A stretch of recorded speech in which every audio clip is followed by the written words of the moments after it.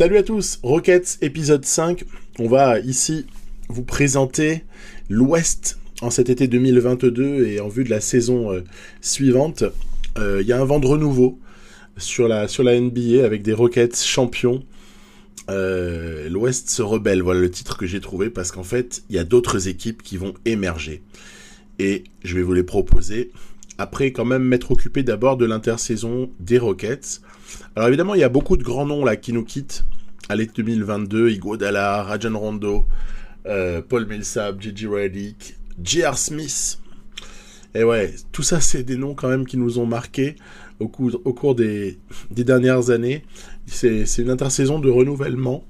Il y a beaucoup d'anciens comme ça qui qui tirent leur révérence. Gigi Barea, Bellinelli, Jared Dudley, Courtney Lee. Voilà. Ça fait du monde. Et tout ça est remplacé de toute façon par des rookies qui ont intégré la ligue déjà l'année précédente. Et puis aussi, en cet été 2022, on va en voir apparaître un certain nombre. Voilà. Après, pour ce qui est des changements de règles au cours des réunions de ligue, honnêtement, on va pas changer énormément de choses. Je vais juste accepter le fait que les joueurs soient éligibles à partir de 18 ans à la draft. Pour ce qui est ensuite de la composition des conférences, on ne change rien, et des divisions. Mais on arrive au premier moment important, c'est la loterie. Parce qu'en fait, les Rockets ont une possibilité de très très gros pics. Il n'est pas interdit, en tout cas, de le penser. 6e dans les prévisions, avec Magic, Cavs et Pacers qui sont un peu les favoris pour avoir le premier choix de cette draft-là, où il y a quelques jolis joueurs quand même à prendre. Écoutez, c'est les Kings qui vont passer devant tout le monde. Il y a aussi les Raptors qui vont venir comme ça s'intercaler, ce qui va faire que nous, les Rockets, on va être relégués avec un 8e choix. 8e choix. Bon, écoutez, il y a peut-être quand même un joueur de qualité à aller chercher. Et puis, on notera aussi qu'il y a un 18e et un 22e choix, toujours du premier tour. Donc, c'est un été où il y a moyen de prendre du jeune. Est-ce que c'est vraiment ce que je vais chercher à faire ? Ce qu'on va regarder tout de suite, ce que je vais vous proposer, la draft. Là, tout de suite. Allez, on y va. Souvent, je l'escamote un peu, je la raccourcis, je la monte. Là, on va la faire de manière un petit peu plus complète, parce que je pense que cette partie va durer encore quelques années. C'est Caleb Houston qui a été le premier choix 2022 pour les Sacramento Kings, qui avaient vraiment besoin d'un ailier. Donc c'est un super choix, parce que quand vous mettez Fox, Haliburton, déjà vous allez chercher un joli poste 3, c'est pas mal du tout. Le Magic est en pleine reconstruction, ils vont aller comme ça miser sur Jaden Hardy, un arrière, sachant qu'à la main, ils sont relativement pourvus, donc c'est pas un mauvais choix. D'autres postes aussi ont du développement en vue, donc pas mal. Par contre, je suis un peu plus sceptique sur Jean Montero, qui me paraît peut-être pas être aussi... C'est pas une aussi bonne pioche que ça pour les Raptors. Je vous ai déjà proposé le pick des Pacers dans une vidéo récemment. Les Pacers qui se retrouvent ici avec Chet Holmgren. Donc ça, je pense que c'est une très très bonne pioche en fait. Les Cleveland Cavaliers, comme ça, vont obtenir Collins. Pourquoi pas. Un poste 4, honnêtement, ça peut s'avérer être une bonne pioche. Faut pas mésestimer ça.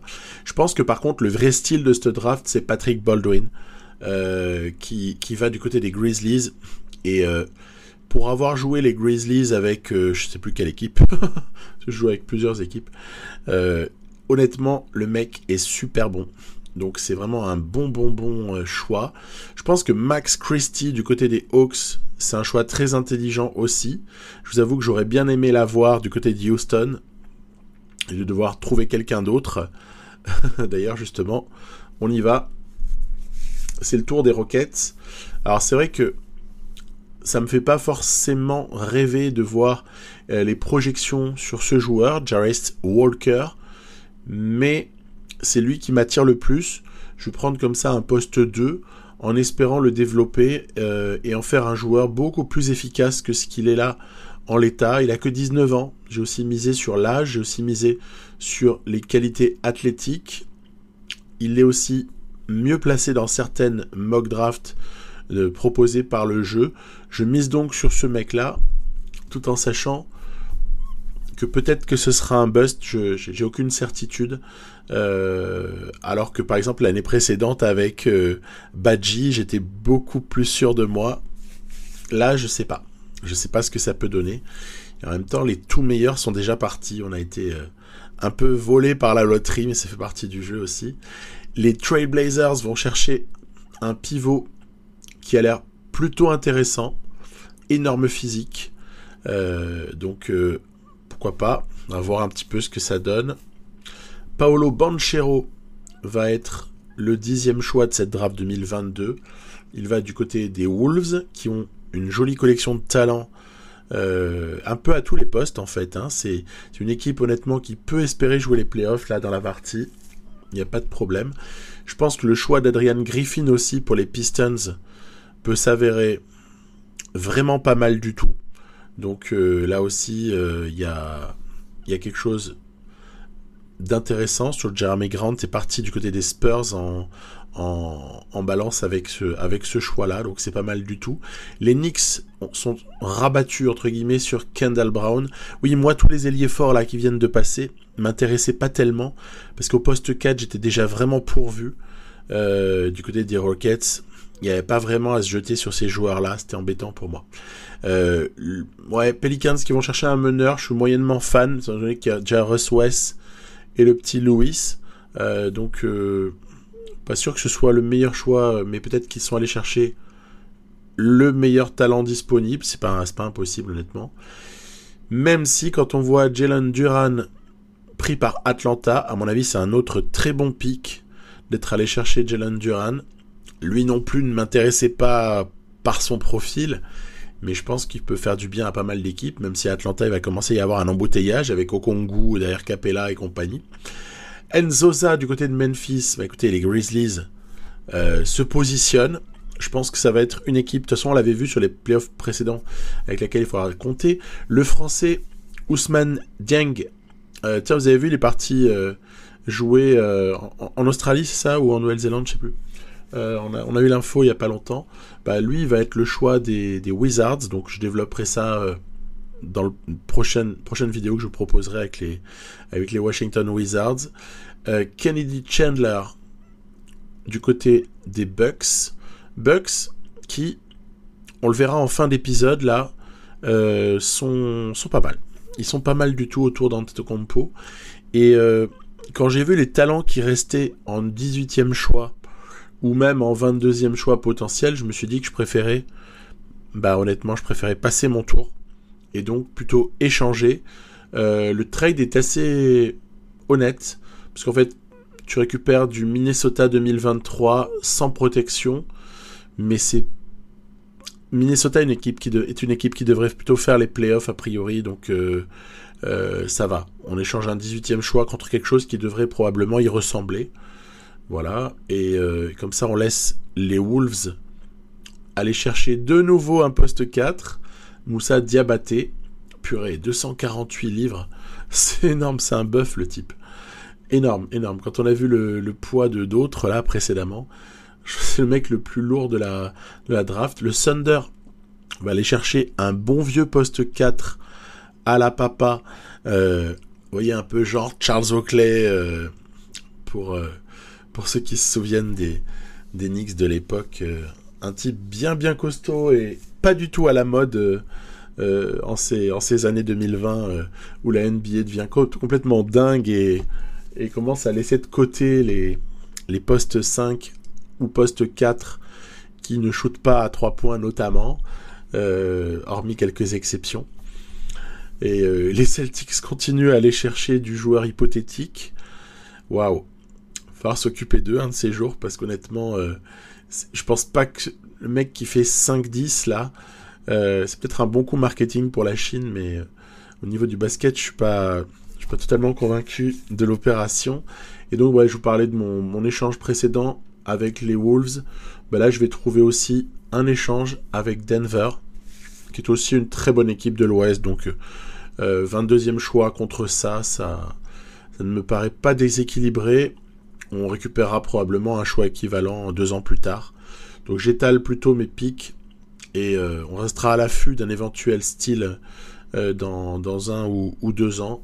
Avec ces choix-là, on va simuler jusqu'à la fin pour se rendre compte que c'est toujours intéressant en fait de voir ce que les types qu'on a choisis ou qu'on a vu passer vont donner. Déjà, Jaden Hardy, il sort à 78, ce qui est quand même pas mal. Holmgren est bien sorti, mais ça, je vous l'ai déjà montré en vidéo. Et sinon, ouais, Baldwin, à mon avis, Baldwin et Christie, c'est tout bon. Même Banchero, ça a l'air pas mal. Puis mon petit Jarvis Walker, on verra bien ce que ça donne. On sait jamais, il peut se développer, hein, ça peut être un joueur intéressant. Il peut jouer comme ça, un peu en doublure de Kevin Porter Jr., mais voilà. Donc, il y a quand même pas mal de joueurs très très corrects qui sortent. Après, il va falloir juste voir qui a encore du potentiel et qui a par contre un plafond peu élevé, parce qu'il y en a forcément dans le lot qui sont des bonnes ou des moins bonnes pioches.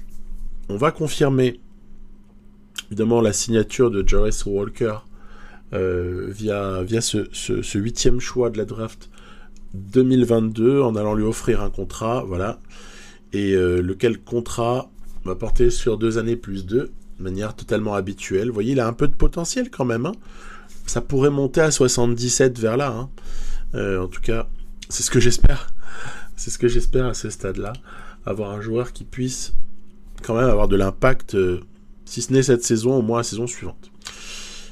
Nous avons plein d'options à lever, à activer, notamment celle de Kevin Porter, membre essentiel de cette équipe. Kevin Porter, ça marque dans toutes les circonstances. Il n'y a rien qu'il ne sache pas faire. Il y a aussi, en la circonstance, un défenseur plus que correct, un porteur de balle très intéressant, bref, la palette bien complète. C'est un petit peu aussi le profil d'un Jarrett Culver. Une palette très très complète, c'est ball handler, c'est rebondeur d'ailleurs, il est bon rebondeur, ça score également, et puis quelqu'un comme Jaden McDaniels, qui est aussi une des bases de cette équipe-là, de mon équipe reconstruite à l'été 2021. Lui aussi, bonne petite pépite qu'on va évidemment conserver, activer une saison rookie supplémentaire. Voilà. Après, il faudra payer tout ce petit monde-là, mais l'heure n'est pas venue à les payer. Je vais aussi prolonger David Nwaba, et on va aussi garder l'option de Kenyon Martin Junior. Le seul finalement sur lequel je ne vais pas exercer l'option équipe, c'est Dante Exum, parce qu'en fait j'estime que je ne vais plus avoir besoin de lui l'année suivante, donc je pense m'en séparer par tout simplement une non-resignature. Ça évite de faire un trade. J'aime pas trop multiplier les trades parce que ça baisse l'entente équipe. Or, j'ai une entente équipe assez exceptionnelle. Puis évidemment, juste avant la free agency, il y a de très très gros poissons, Leonard, Durant, Bradley Beal, Kyrie Irving notamment, Jimmy Butler, qui ont refusé leurs options, qui sont free agent, et sur lesquels évidemment il n'y a aucune possibilité pour les équipes de s'aligner. Vous avez bien compris, ce sont des unrestricted free agents, donc agents libres non restreints, peuvent choisir vraiment où ils vont. Il faut qu'il y ait du cap space. Je me suis posé la question de savoir si j'en prenais un aux Rockets. Ça serait sympa, ça serait clinquant d'aller chercher une star, une superstar même. Et puis j'ai hésité, j'ai réfléchi, pas évident. Finalement, j'ai laissé un peu passer la free agency. J'ai laissé les uns et les autres aller signer là où ils veulent.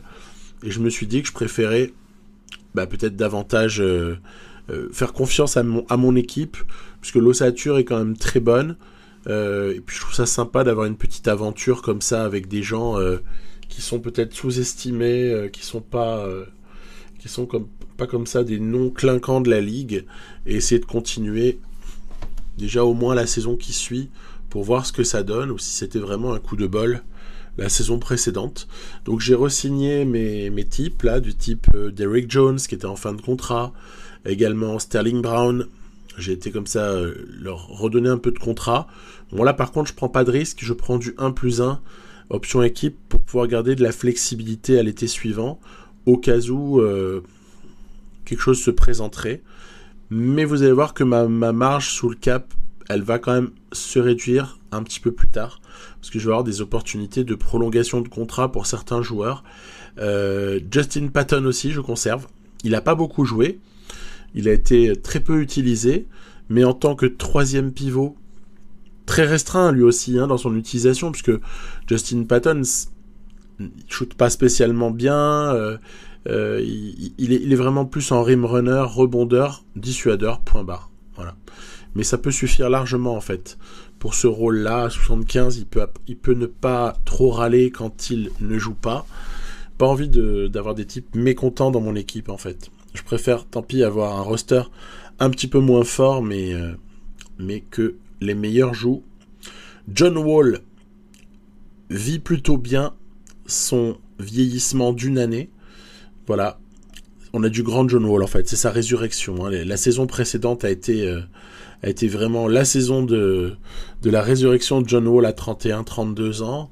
Petit Jeremy Roach, petit Ashton Hagans qui progresse pas réellement comme je l'espérais. Kevin Porter, lui en revanche, ne rencontre aucun souci, 22 ans, 82 d'overall. Petit Jarvis Walker, on verra plus tard. La belle progression de la saison, en fait, est à mettre au crédit de Jaden McDaniels, plus 4, ainsi que Jared Culver, plus 3, qui auront vraiment explosé et qui ont super bien progressé. De même que le fameux hibou de Yanko Badji, vous savez, ce joueur qui, dans la réalité, est du côté du Barça. J'attends avec impatience le moment où il va annoncer qu'il se présente à la draft, confirmé. En tout cas, ça, parce que c'est quand même... il y a déjà beaucoup de rapports de scouts qui existent, de scouts NBA sur ce type-là.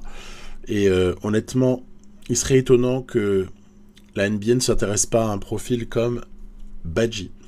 À voir. Donc, évidemment, dans le nouveau roster, enfin, dans le roster qui va être celui de la saison d'après, j'ai peut-être plus besoin d'un Christian Wood ailier fort, et donc je vais modifier légèrement son poste. Du coup il gagne un peu en overall, ce qui ne gâche rien en vue des simulations à venir. Ça me fera un joueur qui sera encore mieux évalué, même si quand vous changez de poste, le mec ne change pas de note, mais par contre son overall évolue puisqu'il est évalué par rapport à un nouveau poste et non pas sur son poste précédent. Je vois qu'il y a l'opportunité de re-signer quelques joueurs, notamment proposer une extension à Christian Wood. Alors là, on va pas s'en priver parce que 27 ans, il a été déjà sur un contrat qui n'était pas très important précédemment, donc il mérite bien d'avoir sa blinde. Et encore, c'est pas un contrat max. Je lui file 108 millions sur 4 ans, ce qui est, à mon sens, 27 millions à saison sur la saison qu'il vient de faire. Il n'y a pas grand-chose à redire. Et puis, par anticipation, avec sa fin de contrat rookie à l'été suivant, on a déjà l'opportunité de proposer une extension à Kevin Porter. Le jeu ne prévoit pas qu'on puisse lui proposer 5 ans d'extension. C'est le seul hic, mais c'est pas bien grave. C'est pas bien grave. Moi, je lui propose sa prolongation, comme ça les choses seront réglées et il n'y aura plus besoin de s'en occuper. Prolongation pour Porter, et on verra si d'autres veulent re-signer ou si on attend un petit peu pour le reste. Ce qui fait qu'en fait, on va se retrouver avec un peu de cap space tout de même à l'été suivant, 44 millions. Mais attention, c'est un peu un leurre parce que si on commence à activer toutes nos options rookies, là, vous voyez, on va avoir 7-8 millions déjà sur Badji, McDaniels. On va avoir Culver qui va avoir du cap hold et il va falloir re-signer. Vous avez vite absorbé en fait du fric sur les 44 millions, donc c'est un leurre. C'est un leurre. On n'aura pas beaucoup de cap space, mais à l'été suivant, par contre, on en aura davantage à la fin du contrat de de John Wall. Je m'occupe ici des camps d'entraînement où on va essentiellement miser sur des qualités athlétiques. Cette équipe, en fait, c'est sa principale qualité, c'est qu'elle est athlétique. Hein. Donc on va dire appuyer sur nos points forts. Voilà, c'est mon choix à l'été 2022. Constater que les uns et les autres bénéficient grandement, Porter, McDaniels et Culver bénéficient grandement de ce petit boost de qualité athlétique. Et on est parti vers la saison suivante. Déjà, donc, on retrouvera dans pas longtemps les Kings comme premier match. Mais d'abord, donc, la petite mise en place habituelle. Alors là, il est évident que c'est un roster qui est fait pour que 6 hommes jouent beaucoup plus que tous les autres. Hein, le 5 majeur, Wall, Porter, Culver, Wood, Badgie, ainsi que le 6e homme attitré, c'est Jaden McDaniels. Et après, on se répartit un peu les miettes, avec Nwaba, qui à mon avis jouera tout le temps, et Kenyon Martin aussi sera tout le temps dans le roster. Après, pour ce qui est du 9e joueur, je commence avec Sterling Brown, mais il n'est pas dit que ça dure très très longtemps. On verra si j'ai envie de faire grandir un peu la taille de ce roster, aussi en mettant par exemple Derrick Jones et en décalant quelques joueurs d'un poste. Parce qu'à mon avis, Derrick Jones est mieux utilisé en 4. C'est un peu comme Jaden McDaniels, peut jouer 3 ou 4, mais limite si je dois choisir, je préfère mettre Jones en 4. Voilà. Il y a encore pas mal de il y a pas mal de liberté dans l'utilisation de ces joueurs, c'est ça que j'aime bien en fait. C'est que on a plein d'options avec juste ce roster-là déjà. Petit réajustement pour le coach Stephen Silas et les priorités de coaching. On va regarder aussi dans un instant. Oui, stratégie Rockets. Oui. On aime bien le playbook des Rockets dans cette partie. Les priorités en attaque, pas grand-chose ne change. On joue très physique en défense. C'est un de nos points forts, évidemment, que la défense avec cette équipe-là. Et après, la petite mise en place habituelle de tout ce qu'on connaît. Alors, vous voyez, autant j'étais en priorité défense pour l'entraînement collectif l'année précédente, autant là, je vais passer en équilibré afin, précisément de ne pas négliger l'attaque. Mais l'année passée en défense nous aura beaucoup apporté. Après, l'entraînement collectif, en fait, j'y crois vachement. Hein. J'ai toujours vu que ça avait un impact hyper fort. Très complémentaire de l'entraînement individuel. Moi, je laisse tactique équipe, en fait, comme vous le voyez là.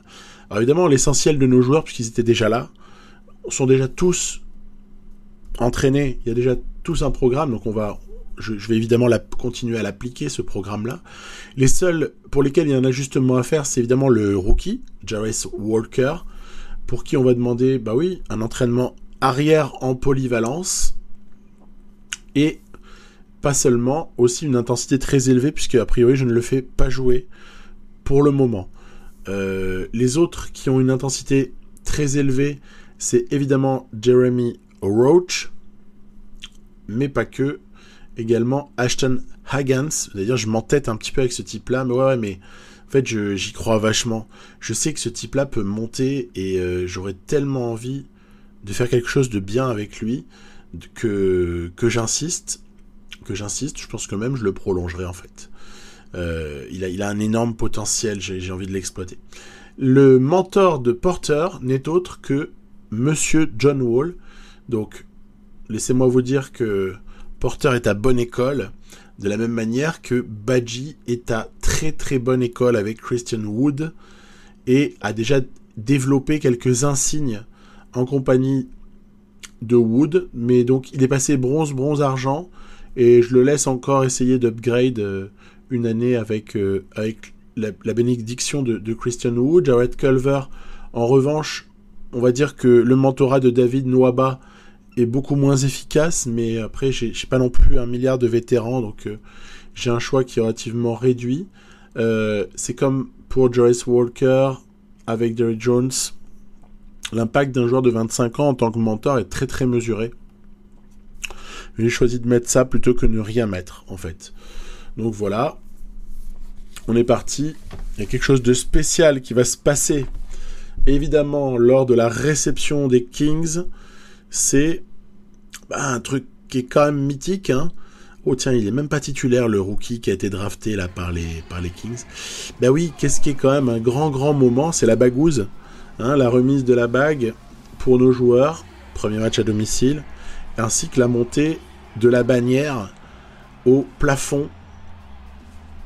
Donc 3e bannière accrochée au plafond pour ce qui est d'un titre de champion. Alors toujours dans le grandiloquent avec World Champion Houston Rockets. Voilà, on est content.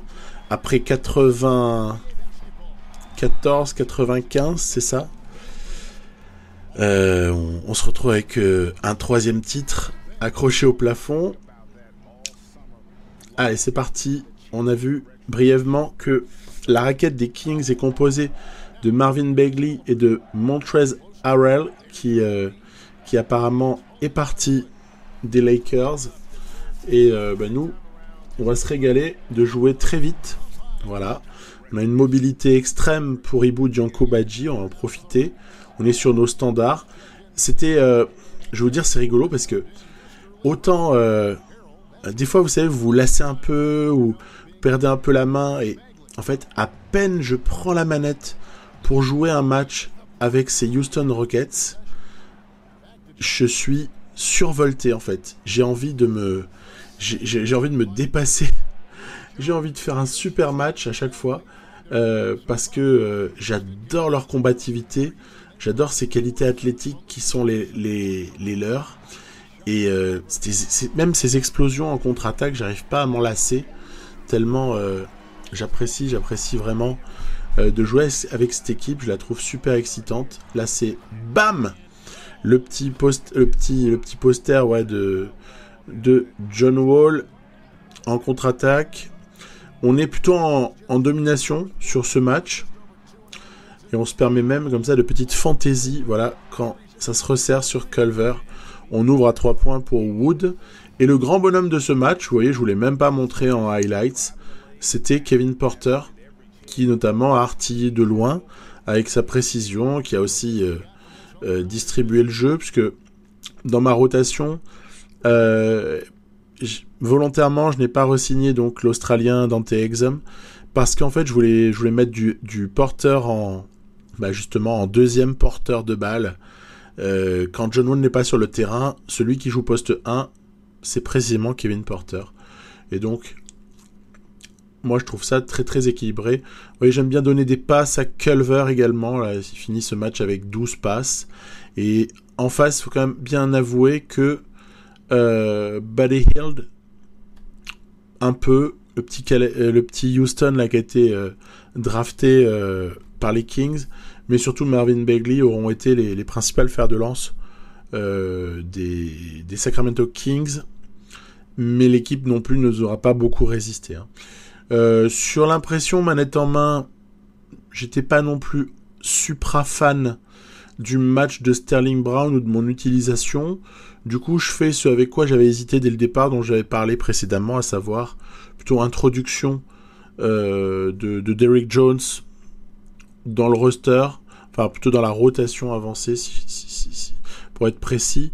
Derrick Jones remplace numériquement Brown, ce qui a créé quelques décalages, mais je pense que ça ira très très bien en fait. Avec par exemple Culver qui joue un petit peu plus au poste 2, etc. Il n'y a aucun problème, il a toutes les qualités pour cela. Donc on a un 5 qui est plutôt un peu plus grand. Voilà.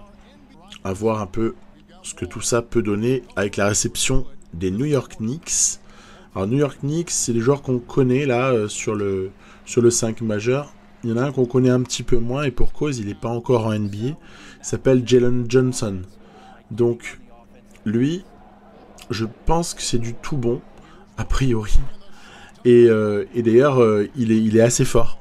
Il est assez fort avec ces New York Knicks, là, j'aime bien. Donc c'est assez intéressant. On continue, voilà, à essayer de trouver nos spots avec ici Christian Wood quand il rate. En plus, on a une petite session de Jaden McDaniels. Vous voyez ici, après la claquette, c'est 3 points. Et dans la foulée, ça c'est Johnson là, voilà. il est là.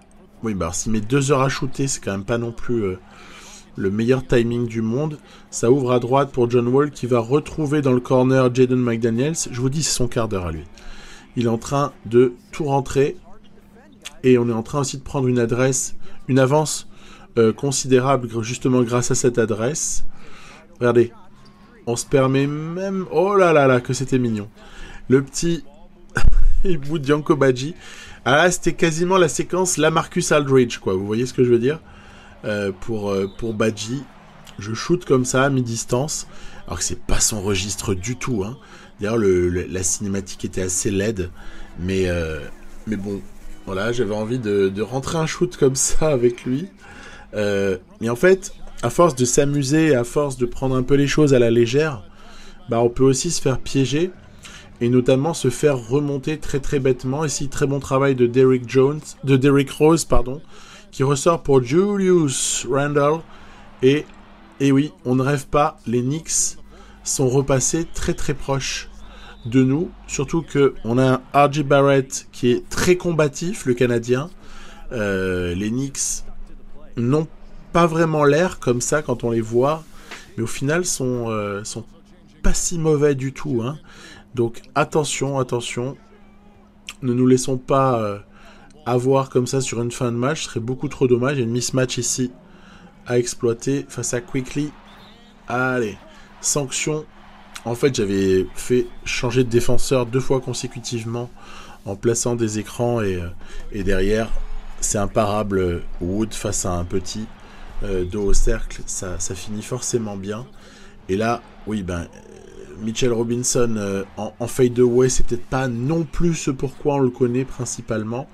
Par contre, Jarrett Culver comme ça sur des paniers pour éteindre un adversaire et terminer un match, ça c'est un grand classique de la partie, puisque Culver le fait très très très régulièrement.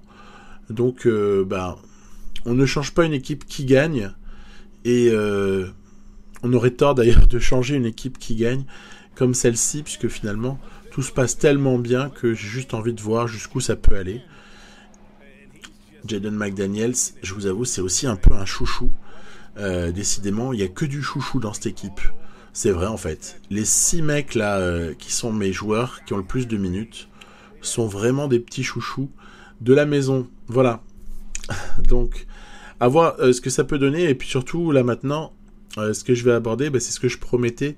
C'est enfin de l'adversité pour cette équipe à l'ouest. Enfin, j'exagère un peu en disant enfin, mais je vous présentais un petit peu 2 profils d'équipe qui pourraient créer quelques problèmes à ces Rockets. C'est parti. Parlons de la concurrence. Alors, l'image quand même est assez parlante. On se doute bien qu'il y a quelqu'un qui discute en ce moment avec Jojo Embiid là. Il s'appelle Shai et ça finit par Gilgeous-Alexander en gros. Qui va évidemment être recyclé dans cette partie. Vous savez peut-être que j'ai commencé ma saison un peu tardivement sur NBA 2K21, puisque j'attendais quelques mises à jour. Bon bref, c'était un peu compliqué au final.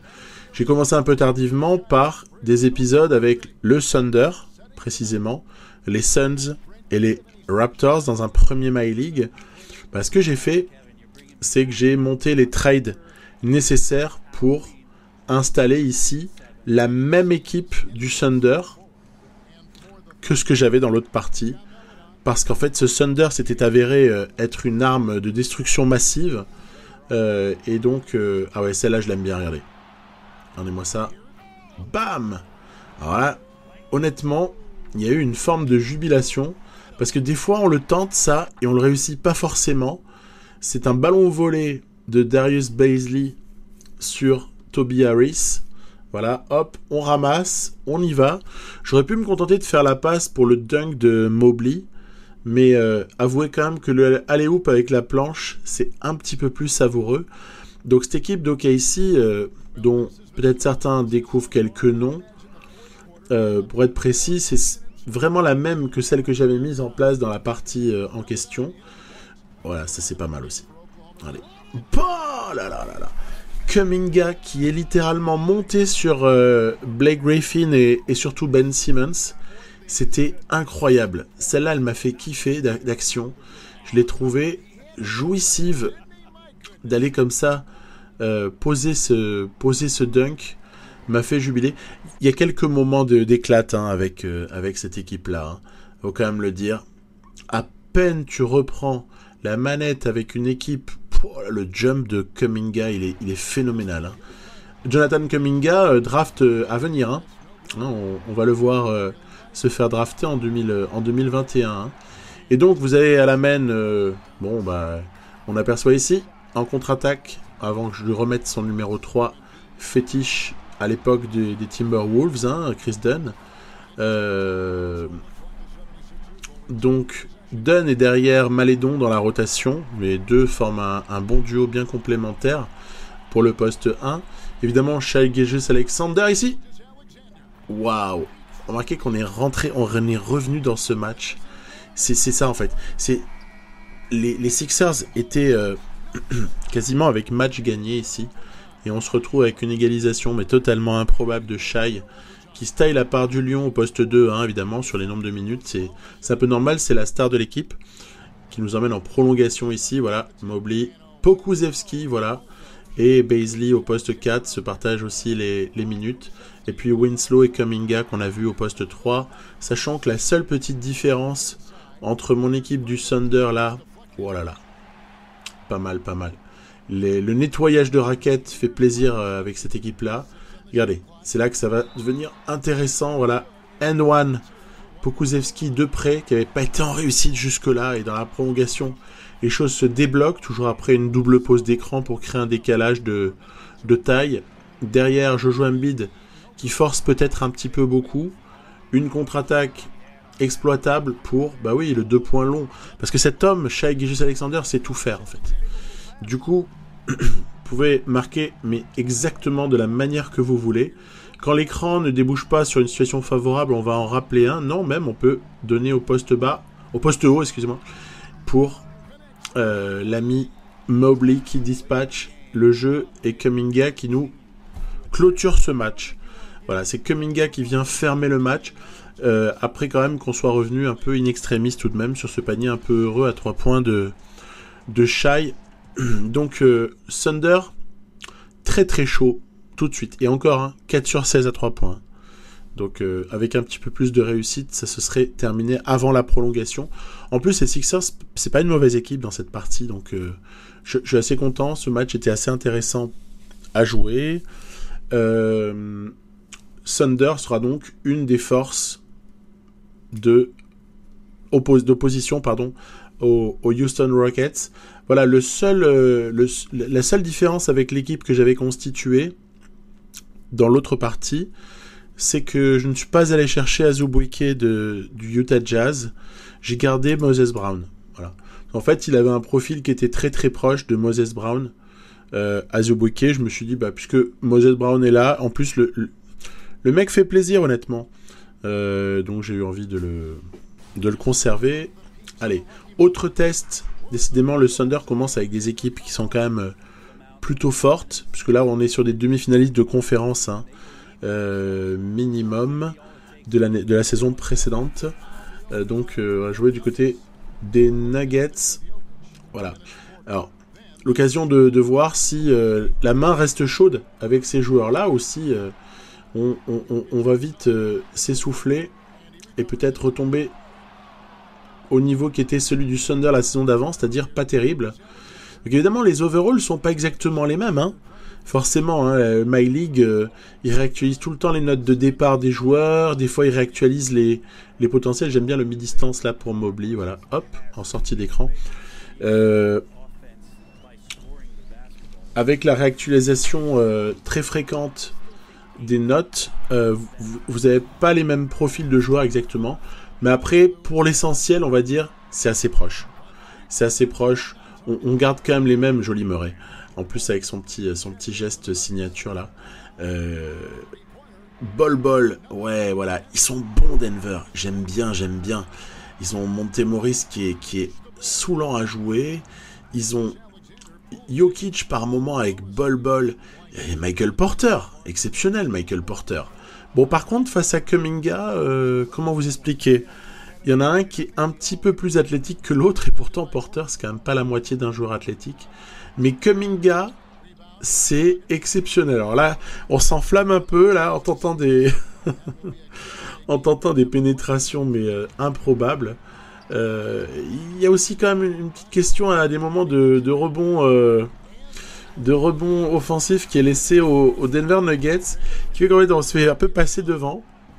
Beaucoup même, moins 5 à ce moment-là. Shai, bah oui évidemment. Lui, c'est l'arme de destruction massive. Il avait déjà fait un carton au premier match face aux Sixers. Là, on a une action à défendre. Ouf! Que c'était compliqué. Que c'était compliqué et que ça va se simplifier. Avec cette contre-attaque, il reste 8 secondes. 57-57, c'est rigolo. C'était, me semble-t-il, exactement le score avant prolongation du match précédent. Et là, Gordon qui dévisse. On a encore le temps de prendre un shoot, mais en fait, je vais foirer mon action, il se passera rien. Bref, prolongation. Voilà. Prolongation. 2 prolongations en 2 matchs avec ce Thunder. Alors, moi, ce que j'adore, c'est en plus pouvoir faire rentrer des mecs frais. Parce que si vous avez pas confiance en vos remplaçants, pas évident de faire rentrer des types frais quand vous êtes comme ça sur ce type de config. Là, franchement, je fais sortir Winslow, je fais rentrer Kuminga, je fais sortir Pokusevski, je fais rentrer Bazley, et à la limite même, je fais une rotation au poste 1. Rien ne change, hein. Je peux même faire rentrer Lugensdort. Enfin bon, bref. Ça se passe vraiment très très bien. Shai qui va donner, hop là, pour le petit move sous le cercle. Mobley s'est amusé sur le service de Shai Gilgeous-Alexander, voilà. Derrière, on défend plutôt correctement et on va ici s'appliquer pour essayer de clore ce match. Voilà. Qu'est-ce que vous en dites? Un petit Kuminga à 0 degré. Voilà qui est fait. Et donc voilà comment ce Thunder se rappelle à notre bon vieux souvenir. Ici, là, c'est pour Shai. Ah, mais on les arrête plus, hein. Les mecs en prolongation, c'est des véritables mutants, en fait. Ils ne s'arrêtent plus du tout. Cette équipe est juste phénoménale. Donc, voilà, une première opposition à mes Rockets. Donc, j'ai hâte de voir laquelle des deux va pouvoir battre l'autre, tout simplement. Parce que, déjà, autant les Rockets, je les imagine en playoff, autant... Bon, le Thunder, attends, j'ai envie de voir. J'ai envie de voir. A priori, il n'y a rien qui nous garantit quand même carton de certains, mais le trio des Denver Nuggets n'aura pas suffi pour ébranler la confiance et les 65 points de Shai. Bref, à voir un peu comment ça peut évoluer. Thunder qui ira chercher comme ça assez facilement une 3e victoire face au Magic en reconstruction. Oui, mais c'est pas tout. J'ai une autre équipe à vous montrer. Et cette équipe, une vieille amie de ma chaîne. Ouais, je vous avoue, j'ai toujours une tendresse particulière pour les Spurs. Tipeee ou pas Tipeee, Kawhi ou pas Kawhi. Moi, mon chouchou, par exemple, dans cette équipe, c'est DeJounte Murray. Enfin, un de mes chouchous, par exemple. Et ces Spurs ici, regardez. Oh, mais il n'y a pas un numéro 2 en bas, là? Qu'est-ce qui s'est passé? Il serait revenu au bercail, l'ami Kawhi? Ouais. Sur un coast-to-coast de DeJounte Murray, on s'aperçoit que oui, les Spurs s'avèrent pouvoir être une énorme opposition pour les Rockets, eux aussi, à l'ouest, avec un 5 Dej, Lonnie Walker, Kawhi, Jeremy Grant, Momo Bamba. Et laissez-moi vous dire que cette équipe, normalement, elle est potentiellement très très dangereuse. Oui, les Spurs avaient beaucoup de cap space. Les Clippers avaient implosé et s'en sortaient excessivement mal. C'était l'occasion ou jamais de restructurer un petit peu. Puis là, c'est fantasme absolu, c'est retour de Kawhi aux Spurs. Alors ça, je pense que pour le coup, on pourrait presque parier très très gros que ça n'arrivera jamais. Mais bon, après tout, on a aussi le droit de s'amuser dans un jeu. Ici, voilà, au poste haut, Jeremy Grant qui sert Kawhi vers le cercle. On a des possibilités de jeu assez sympas avec BG Boston qui avait été drafté l'année précédente. Entre lui et le petit Devin Vassell, là, honnêtement, bon, le problème c'est qu'en face, Kawhi n'a rien compris au match de Antetokounmpo. Et en fait, après un début qui était assez tranquille, hein, un très bon début, ça se met à être inarrêtable en face. J'ai perdu un peu l'habitude, semble-t-il, de jouer contre les Bucks. Et Giannis, évidemment, me fait tout ce qui est imaginable dans tous les sens. Donc, je pense... Moi, je garde en fait toute confiance en ces Spurs-là. Je sais que ça peut faire très très mal. Alors là, c'était horrible, le flop. Le flopping de Lonnie Walker était absolument affligeant. Pour laisser Bryn Forbes un petit peu trop facile pour marquer. Derrière, ils ont aussi drafté Nwora, qui s'avère être une super pioche. Ils ont été d'une adresse à 3 points. Je vous fais même pas un dessin. Et en plus, les Spurs ont été d'une maladresse à couper le souffle, quoi. Je crois que le pourcentage final sera vraiment affligeant. Et on retrouvera, comme pour illustrer tout ça, une dernière action où Ricky Rubio trouve Antetokounmpo pour le alley-oop de manière somptueuse. Donc, il y a encore du boulot à San Antonio. 5 sur 18 à 3 points. Et les autres 5 sur 6 en face. Tout va bien, quoi. 66% d'adresse globale. C'était marrant parce que finalement, c'était un peu... Vous savez, des fois, les Bucks, ils sont injouables. Ils ont une adresse de fou. Personne peut s'opposer à eux. Bah, c'était presque un peu ce scénario-là. Donc, ça n'entache pas ma confiance vis-à-vis de ces Spurs. Loin s'en faut. Et par contre, ça montre qu'à l'Est, il y aura peut-être une équipe de plus dont il va falloir se méfier pour mes Pacers, pour mes Wizards, avec ces Bucks qui ont l'air plus que coquins. Voilà. Donc, Antetokounmpo superstar pour terminer cette vidéo. Kawhi propre, mais qui ne peut pas apporter la victoire à son équipe. Tiens, on nous rappelle des trucs. Et à suivre. À suivre tout simplement. Je proposerai dans pas longtemps... Enfin, en tout cas, probablement la semaine prochaine, hein, un épisode Wizards où je ferai un point sur les avancées de l'Est. Et puis on essaiera d'alterner comme ça, Est-Ouest. À bientôt. Portez-vous bien. Bye bye.